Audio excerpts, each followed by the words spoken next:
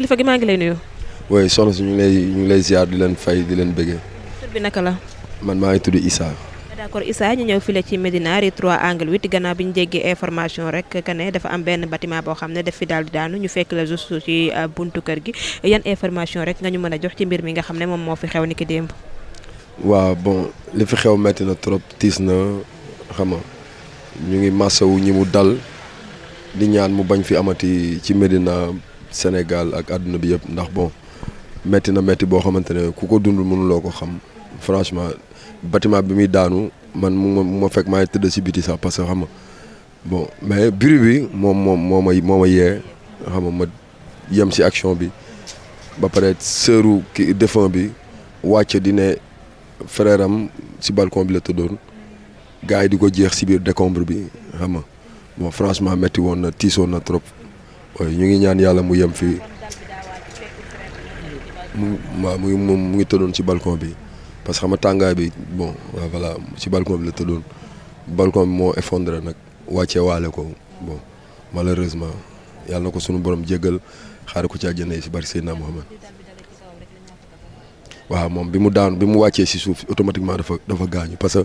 man ak sama yenn booy ñoom ñoo daw secourir ko bi sista yi ne moom mu ngi tëddoon si balcon bi si lañ ko doon jeex parce que dal bi dafa daggaale filu courant yi lumière amatul woon. kenn gisul mais dañu taal portable yi bi ñuy jeex noonu ci lañ ko gis am ay kii yu ko téye parce que mu ngi nekkoon suufu kii mais quand même booru dënd bi génnoon na di nga ko mën a gis mais côté tànk yi la dal bi téye bon bi ñëwee di ko secourir su sam benn grand bi nekk fii ci kaw fara moom moo laal dënd bi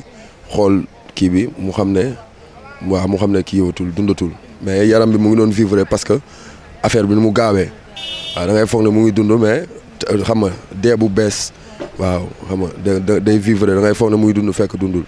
grand bi si la ñu xam ne non kii deewatul ñu toog quelque temps bon gis ne bougeetul quoi après ñu woo sapeur di leen xaar bon noonu la mujjee si moom kese moo si ñàkk bakkanam non alhamdulilah 2 heures et demie du matin. ndax moom mag la wala xele la wala. waaw bon moom mag la parce que moom mag. mu ngi woon dans les 50 ans voilà. moom aussi ndax jot nga ko miin wala jotoo miinante ak moom. waaw de vue la ñu xamante daan nañ gisante buy liggéey day romb di nuyu sama grand bi léeg-léeg mu ne borom café bi pour mu jox grand bi café parce que moom tam da doon jaay café ci angle 6 bi waaw mu doon ku baax li ko ñëpp a seedeel alxuraan waaw fi muy jaayee alxuraan la fay jàng même këram bi mu dëkk tamit alxuraan la fay jàng bon loolu. xel bu dal lay joxe parce que alxuraan moom moom la ndigalu sunu borom la kon ku koy jëfee am nañ ci yow yaakaar ne waaw sunu borom dina la jégal waaw surtout ak xeetu ni mu génnee àdduna tamit yooyu yëpp alxuraan tamit wax na ci yenn génn àdduna yi xam nga waaw mu doon yërmande ci moom waaye non dañ leen évacuer waa kër gi moom kenn nekkatu fi mu ne nii dañ ko tëj sax. ban message ngay lancé aussi jëmale ko ci bâtiment yi nga xamante ne gis nañu Médina mën nañoo ne li ci ëpp fii la amee muy bâtiment yu màgget yi nga xamante ni jot na fi daal di am. bon message bi ma siy lancé mooy état rek moo ci mën a jëlee mesure comme mairie bi gox bu ci nekk sa mairie war na ci jël mesure parce que loolu phénomène la particulièrement fii Médina ci immeuble yu màgget yi fi nekk man rek fi ma dëkkoon laataa maa génn fii rue 3 ñun demoon nañ ba kër gi mu ngi daanu si ñun si kaw si mu ngi daanu ci biir kër gi chaque jour ñu koy gis mais teewul dañ fa dëkkoon parce que léeg-léeg situation dina obliger locataire bi du mën a bouger du mën a génn mais bu fekkee ne mairie bi ak état bi ñoom ñu ngi matal seen waar ñu ngi matal seen liggéey ñoom dinañ leen mën a sauver ci domaine boobu mooy comme ku mel ni Dascos ñu mën di pénétrer si kër yi surtout yenn kër yi nga xam ne boo xoolee da ngay xam ne kii màgget na wala léeg-léeg sax nga gis kër bu mu nuru lu bees mais duggal ci biir yéeg si étage yi laaj locataires yi parce que locataires yi tam dañuy dund si biir kër yi lu metti dañuy nekk si biir kër yi boo duggee devanture bi mën na rafet nga dugg si biir gis ne ça ne va pas bu boobaa nga mën a intervenir waaw état bi la ñuy interpeller surtout la mairie xam nga ku ci nekk ñoom ñu def seen liggéey quoi gën ci jàpp gën a xam ne tamit doomu aadama bi dafa sacré xam nga ku ci nekk sa liggéey boo ko defee rek yii dina fi mën a jeex parce que Médina bari na kër yu màgget te situation bi location cher na cher boo xamante ne bi nit ñi dinañ dëkk si kër sax xam ne wóorul mais alxuraan la ñuy tijji di tari ay saar di ñaan xam nga des ak seen borom pour mu aar leen waaw ñu continuer di fa dëkk te wóorul de ce fait que ñoom état bi ñoom ñoo war a mën a intervenir waaw dans ces cas mën a song population bi dugg seen biir kër di xool ni ñuy dundee bu leen leeree ne fii dafa laaj carrément ñu évacuer leen état bi génnee moyen financière bi ci doy ñu mettre leen dans des bonnes conditions xam nga en attente ñu pour ñu ut fu ñu nekk ñu jàppale leen moo gën parce que xaalis bi ñuy jël di ko politiquer wala di ko def feneen naka sulu noonu xaj na foofu quoi waaw bu ñu ko defee social si biir jaam ñi ci la ñoom yàlla si la leen di gën a jàppale si seen liggéey boobu te dëkk bi tamit si lay gën a gis boppam xam nga waaw man foofu laay interpeller quoi ñu gën a jàppale population bi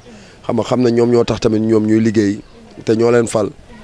voilà mais am nañ ci yaakaar ak gouvernement bu bees bi nga xamante ne bi jeunesse bi dañ leen yaakaar ba fal leen xam nga muy les patriotes ñoom gëm naa ne comme que ñoom loolu la ñu wootee ba population bi jox leen kàddu yi jox leen bopp di leen déglu fu ñu woote ñu wuyu leen ñu leen di xareel waaw bon gëm naa ne incha allah ñoom dinañ si jàpp quoi du ñu def comme yeneen état yi fi jot a jaar li ñu doon def ak yu demee noonu incha allah yàlla na si yàlla jàpp oui kontaan nañ trop bien merci. kilifa gi maa ngi lay nuyu. maa ngi lay fay. tur bi naka la. Léna Ndiaye. Léna Ndiaye lan nga ci tonton bi nga xam ne moom la bâtiment bi daanu ci kawam fii ci Médina ba mu daal di ñàkk bakkanam. dëkkandoo bu baax la woon man chaque matin daf ma daan romb si angle bi man souvent fi laay toog mais day wax borom café bi doxal grand bi café chaque matin bu rombee dangay wax joxal ma grand bi café ku jullit la woon jàng alxuraan ak yor kurusam daal la ko nit ñi xamee